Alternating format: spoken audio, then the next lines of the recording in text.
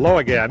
Our very special guest today is an actress whose career received a boost for not being able to say no. A multi-time Oscar nominee for her many memorable performances and twice recipient of the coveted statuette, she is the dynamic Shelley Winters. And now, here's your man of the half hour, Skippy Lowe. Shelley Winters. Aldo in, what was that, Oklahoma?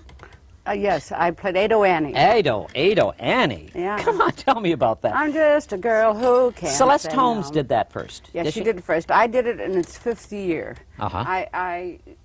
And I'm still a bit like that. Anytime anything puts something in front of me, I sign. Right now I've signed a contract that I'm going to lose. I've lost 12 pounds, and I'm going to lose another 48 pounds by July 4th. Really? Yes. You do look thinner.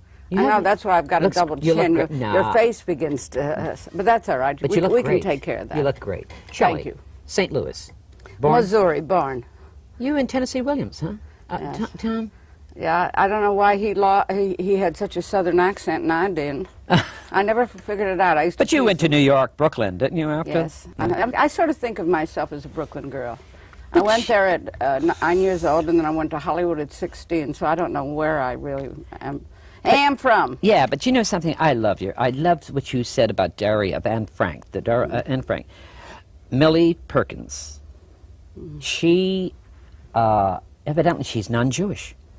And you got a hold of her, and you said, come on, I want to teach you what the... Well, I tried to. Unfortunately, the first day of shooting, the way it had, what had happened was I wanted Susan Strasberg to play the role. She had played it on Broadway, but unfortunately, she may kill me for this. It's in my second book, Shelley, Part the 2. Middle of My Century, Part 2. She was involved with Richard Burton in a romance. Right. And I knew George Stevens because I'd worked with him in A Place in the Sun and nominated as Best Actress. And I knew his ego was such that he didn't want to, that he wanted to direct her himself. Right. I tried to get her to send a wire to George Stevens and say, "Dear Mr. Stevens, I'd like to have a test with you without my father, Lee Strasberg, or my mother, Paula Strasberg." And she wouldn't do it. She was doing a play on Broadway, Time Remembered. And she was involved in her first romance, and she just wouldn't do it. She refused the part. Yeah, well, he didn't offer it to her, but Audrey Hepburn had supposed to do it, but in those days they did things like that. They offered her husband a film to direct, Green Mansions, I think. A great movie, too. Anthony Perkins. Yeah, and she did that instead. And so they had to look for another Anne Frank. And Millie was wonderful. She was very good, but she didn't really know anything about the background of the people. Shelley, you had a lot to do, though. You got her on the side. You showed her about King David or whatever. Yes. Tell me about that. Well, it's sort of strange. The directors, I don't know whether I can ever do television because I never can mind my own business. I'm a creative actress, and I get involved in the whole picture.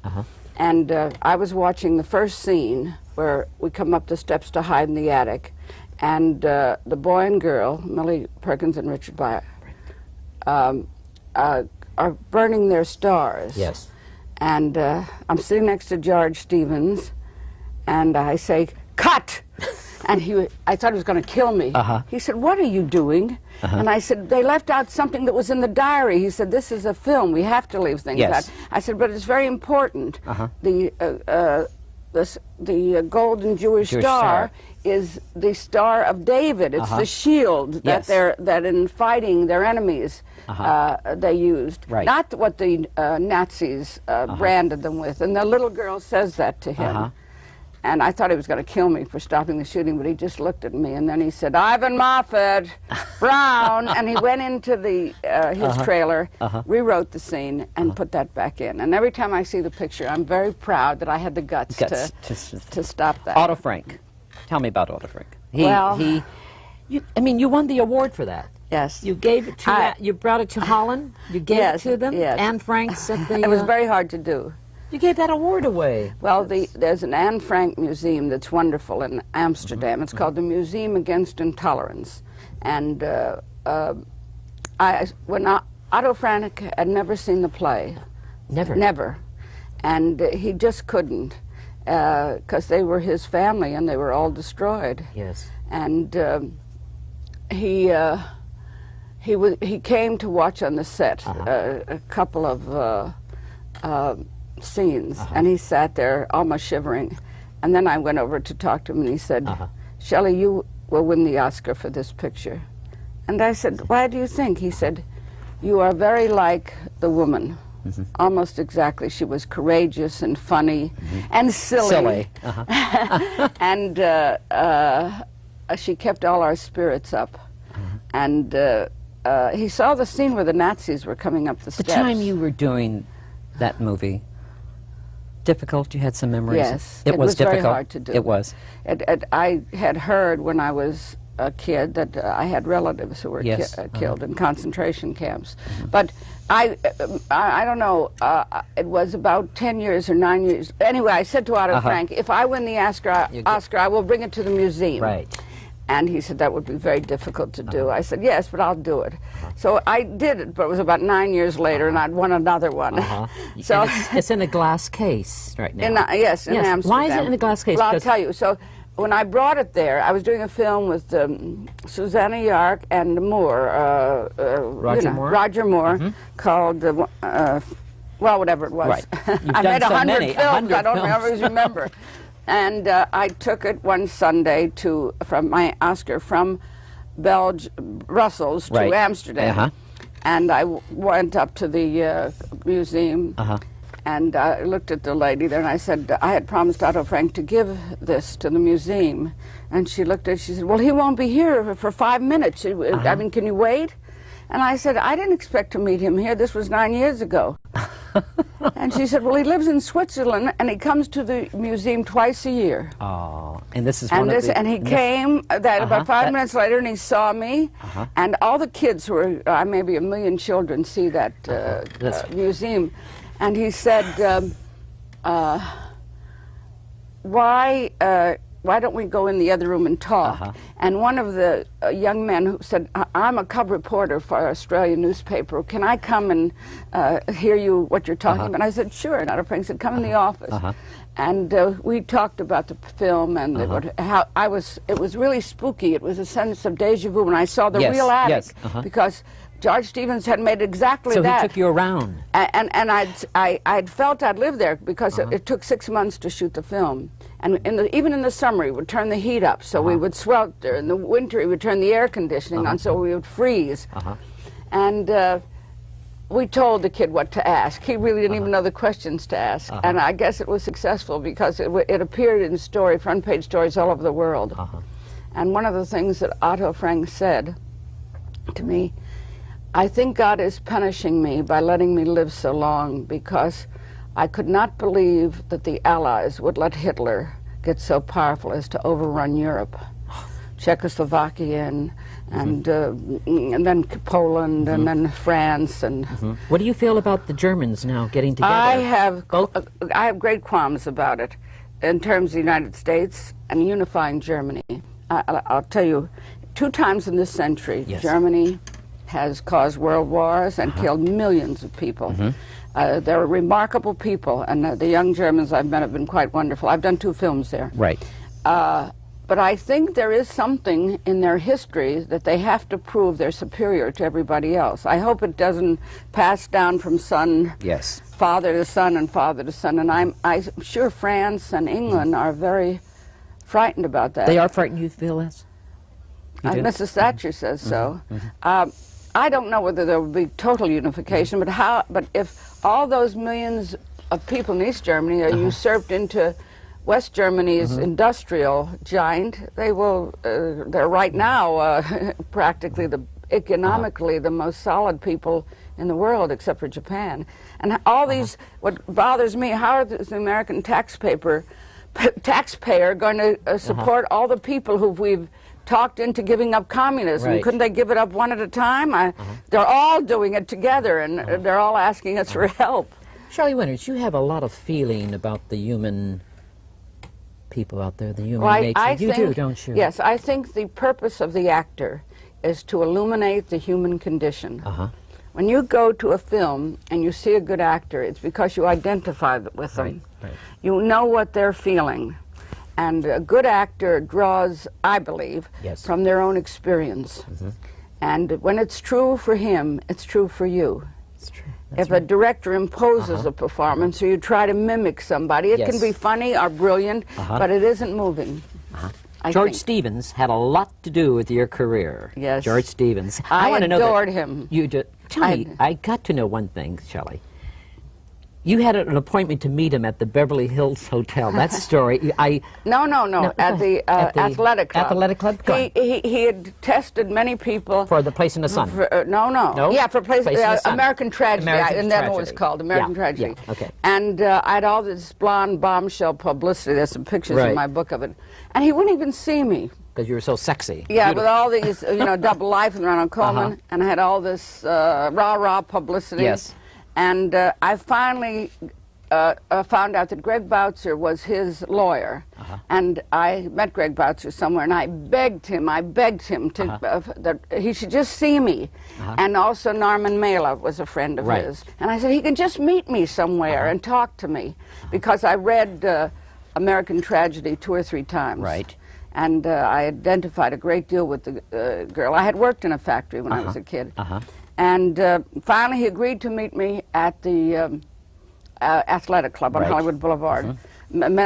Anyway, I was in the middle of some jazzy picture at Universal, and I dyed my blonde hair brown. Right, I had like 2 days off, and I went to the Firestone factory and watched girls downtown on the in LA. bus. Yes, took buses and watched them, and I fixed my hair very flat with 2 bobby pins, and I had no makeup on, and I made myself some lunch in a brown paper bag, and I borrowed my sister's coat and clothes and brown and white shoes, and she has smaller feet than I do, so it was killing me. And I sat there with my bobby socks, and about 10 minutes before he got there, and he walked in and he looked around, his eyes went over me, and he sat down and he picked up a Life magazine and read it. And he started looking at his watch, and he got very annoyed, but I didn't move, like my feet were, hammered to the floor. Right.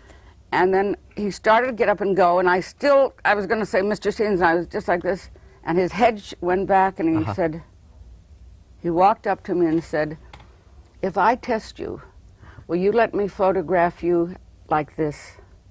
And I said, Mr. Stevens, if I get that part, you can photograph me any way you want to. I love it. I love George Cukor when he made the remark about you would do anything, you would scrub floors. Well, it was funny about it. Shelley Winters. When I did a Double Life. Double Life with Ronald Colman? He was a wonderful director, so I used to follow him around and listen to what he was saying. And one day about 6 o'clock, he turned around and said, I bet if I ask you to sweep up the stage, you'll do it. I said, yes, Mr. Cukor, I will. Shelley Winters, what is a true theater? When I say true theater, is there a true theater? Yes, I think there still is. In this electronic age where people are so conditioned to television and the movies, for the most part, are the audiences from, 13 to 23. And the experience of sitting in an audience is so totally different from getting a cassette in your living room. You have to be part of an audience to feel the experience that the director and writer want you to feel. And you don't get it in your living room while you're going for a beer or a sandwich or the bathroom or something. It's different. Acting studio, God. Go ahead. Anyway, I teach actors, and I can only give symposiums at the actor studio. But the only thing I can judge is from my own experience, and I've worked with Lee Strasberg for 30 years, and I work with Stanley Kubrick and Lolita and the Tenant, Roman Polanski and Robert Wise. I've been very lucky in my career to work with great directors. And I don't sit in my trailer. I sort of listen to what they're talking about and saying. And some of them let me come in the cutting room and tell me why they use that cut instead of that cut, why this is better. And what actors don't realize it's not just what they do. It's what goes on in the air between them. On the stage, you're very aware of that. Right. But the first thing an actor has to learn is to listen, because listening is very active. See, I've seen your show a lot, and you're a great listener. Oh, I'm not. Yes, you are. I'm listening to you. Okay. You are, Skippy. That's what thank makes your shows interesting. Because listening isn't just sort of hearing it, right. it's absorbing it. Yes. And you're not thinking of what you're going to say next. No, I'm listening You're going to take it in. Right, right. And that's when I teach. That's the first thing. And then I make. I don't know. I'm giving a lesson here. You something. certainly are. And then and really looking. I make kids do the mirror exercise, which is you almost have to have an eye here. So you've seen Harpo Marx do it. You know. Right. You anticipate. You could do it with me. Anticipate what I'm going to do, and do it at the same time. See if you can do it at the same time. I almost. See, you really have to listen, look and listen, and that's the first. Why Shelley Winters devotes all her time to these young people at the Actors Studio and other places. I teach and other places. You teach. Well, I tell you what I think about age. You know, you're like a kid, and I think we're much the same age. I think and no matter what line of work you're in, your life experience when it's passed on. To young people that can benefit from it. I think the best thing you can do as you get older is to teach and write and entertain. Right. Why do you hang around with young kids and have them perform at the places? Because I enjoy life. I enjoy being around them because I'm up to date. I like to keep up to date. And you enjoy contact with the next generation. Yes, I do. Always. Yes. When I'm with very active people my age, I don't feel very old. But when I'm suddenly with my peers my age, and we're playing bridge, and people are talking about their pains and aches and things, when I got plenty of them, I suddenly say, what am I doing here? I must be in the wrong peer group. I'm not as old as these people, and some of them, they're younger than me. Right. But I have that sense of connecting with young people. Adlai Stevenson, I'm going to throw that name at you. One of my favorites. He should have been president. I don't know why. Should have. We would have had a different world, yes. He was very highly intelligent, and he loved humanity better than himself. Yes. He was not a rich man by any sense, and he could have become a rich man and working for corporations or speeches or whatever. And he had so much to give the United States and the rest of the world. But both Kennedy had more charisma, I guess. He talked to an audience as if they all went to Harvard, and I don't think you can do that with American. He refused to talk down to people. Yes. And I knew him in the biblical sense, and we went out for a while, and I really adored him. You devote your time to the Democratic Party. Yeah, a lot. Eleanor Roosevelt. I'm going to throw that name at you. You mean Saint Eleanor Roosevelt? Saint? What? Go ahead. Why Saint? She was my role model even when I was little. Really? When I got a hot lunch at school during the Depression, I thought she personally was in the kitchen cooking it. And many times, I remember the first time I met her, I was absolutely stunned. It was at a Democratic rally, and somebody hadn't shown up. Yes. And they said, Miss Winters, would you please go out and talk, and for delay for a few minutes, and they'll be here, but you say something. I said, no, I can't. I don't have a written speech, so forth. And she came up over to me and put her arm around and said, Shelley, you're what we call an emotional Democrat. You're a little weak on facts, but your heart is in the right place. Kennedy. You were very close to John F. Kennedy. Well, he loved you. Not in the biblical sense. Oh, no, I understand that. He was a good friend, and his family I got to know during the campaign and the election and the days that he was president. Why do we lose great people, Shelley? Why I think that was the worst trauma for the whole world. You ask anybody in the world, I thought just America, but I've done it in England and Italy, and everybody knows where they were and what they were wearing the moment that Kennedy was assassinated. Because he represented, it didn't matter what he really was, he managed to convey a new frontier, a new idea for the world of humanity and people loving each other and caring about each other. And we bought it. We wanted it. You know, Camelot. We all loved it and wanted it, and it was a terrible, terrible tragedy, a personal tragedy for everyone. And I think, unfortunately, in America anyway, we flopped over and we let greed be the idea. When he died, I understand Robert Kennedy sent you a bust. Yes, of his head. Tell me about that moment when you received it. What did Shelley Winters feel about that when you received it, Shelley? I couldn't go to the funeral. You couldn't? I could not. I got ill. I had the flu or something. I couldn't. I have such admiration for those Kennedy girls, and I guess it's their religion does it for them, but I felt like the world was over. In fact, this book, which is the middle part of my life, I tried to go on after Kennedy's death, and I couldn't. That was like the closing of an era. I said, okay, I try to do what I could. Now, from now on, I take care of number one. Yes. And I think everybody in the country kind of did that, and we stopped caring about other people. And you know, I remember the Depression vaguely, but I can't believe that we're allowing people to lie in the streets in the winter. And homelessness, and it's all part of it. It's, you know, from, you know, people. I never heard the word billion when I was a kid. Did you when you were in school? Never. Millionaire, maybe. Billionaire, billions. Never. No, and it's all wrong. It's vulgar, isn't it, Shelley? Well, it's inhuman. It's inhuman, yeah, it is, isn't it? You know, I don't know how to fix it, but I think that should be the focus of our society. Directors. Some of the directors. Who do you really love? George Stevens? Yes, him first. I did 3 pictures of him, yes. Real quick, just maybe one more. One more. How about one more? I did a little sort of Disney picture last year, and I had the first woman director, Linda Shane. And she's a young girl. I talked to her on the phone many times, and then when I walked on the set, it was called Purple People Eaters. She came up to me and I said, "Oh, hello, honey, you work in the wardrobe department?" And she said, "Miss Winters, I'm the director." And she was so sharp and so together. And I want to work with her again, and I think I probably will. We've got a project. Shelley, when you're teaching acting at the Actors Studio, or any place, can you see a certain quality there? It's gonna what makes a star, or does someone has it or doesn't have it?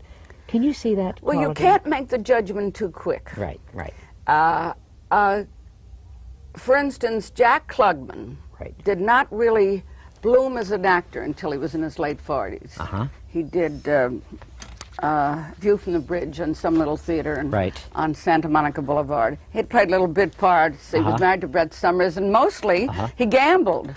And suddenly he had a wonderful play to do, and he started to really let himself bloom.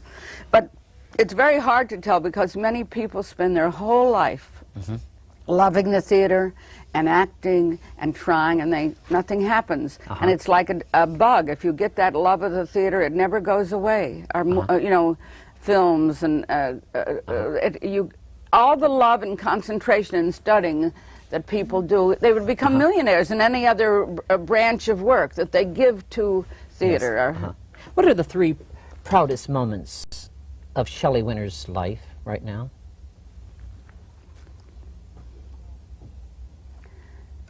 When my daughter got her diploma as a doctor, when I stood before both houses of Congress and the Supreme Court and all the diplomats, and John Kennedy introduced me to at the press photographer's ball. Press photographer's ball. Yes, and it was kind of a roast. You they were don't the have mistress. it You were the mistress. I was the mistress of ceremonies. Yes, and only I and another. I forget. An actor, Jane Morgan. Jane Morgan. And Singer. 2 women, and all were men. And it was very funny. This is a late night show, isn't it? Yes. Yes. Go ahead. And all the photographers were kidding Jack Kennedy, and he, you know, and he let them know, and he said, "Well, what you say has some truth, but I'm sure that none of." You know, that Boston accent. None of you gentlemen ever did to a photographer what I have done.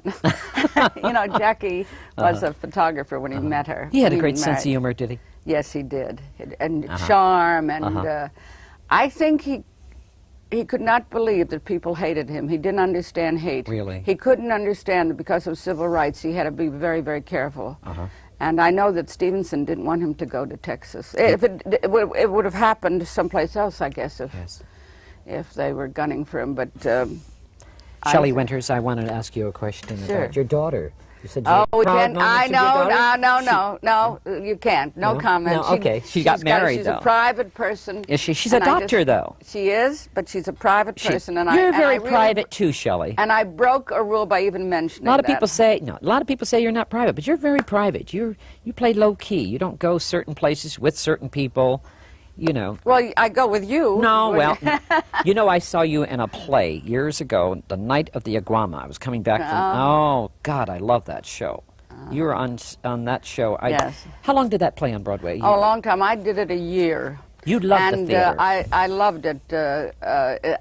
The lady who did my makeup today, I hope it makes me look young, Paula, it's quite wonderful, and her husband's here, Chris Jones. Chris Jones and he was in the play, and Jimmy Farentino, and Margaret Leighton, and, God.